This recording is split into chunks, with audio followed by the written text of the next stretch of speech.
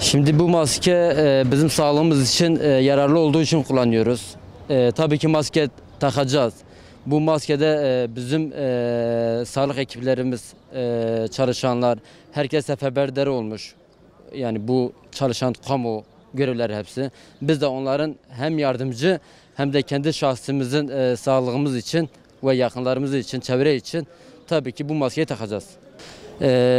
Bu hastalık çıktığından beridir karabalık ortamlarda evden çıkarken yasağın çıkmasından sonra yani kesinlikle bu duyarlılığa özen göstererek, duyarlılık göstererek ben evden çıkarken maskemi takıyorum. Her ortam alanında, her yerde. Herkesin de bu konuda duyarlı olup da saygı gösterip bu şekilde tedbir almasını isterim. Ya şimdi maskeyi öncelikle kendim bu ailem için takıyorum. Çünkü ben buradan çıktığım zaman evime gideceğim. Yani kendimi eve gittiğim zaman rahat hissedeyim. Dışarıya çıktığımda vatandaşlar da maskesini taksın. Onlar da benim gibi kendini rahat hissetsin yani. Yapacak budur yani. Şu hastalık döneminde biz bunu bitirmek beraber yani bu şekilde bitirmeliyiz. Yoksa bu hastalık maskesiz bitirilmez yani. Yani kendimizi korumalıyız. Yani kendi ailemiz için ve kendimiz için, çevremiz için maske kullanmak bence en mantıklısı maske kullanmaktır yani. Yani bence uyulması gereken bir konu.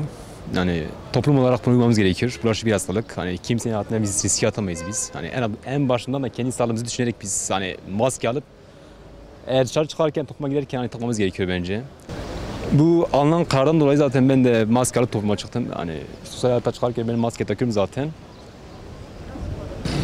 Öncelikle şöyle buyuruyorum ki Diyarbakır'ın birçok semtinde bu kurallara uymayan var. Uyulması gerekiyor ama uymuyorlar yani. Tabii ki bu virüsten dolayı herkesin bu kurallara uyması lazım. Birçoğunu da ben kendim uyardım. Ama arkamı döndüğüm zaman aynı tas aynı ama. Sosyal mesafeyi korumak lazım. Sürekli ellerimizi yıkamak lazım. Tabii ki kalabalık ortamlardan uzak durmak lazım. Maskemizi takarak, zorunlu olmadıkça sokağa çıkmayarak bu tür tedbirlerden yani.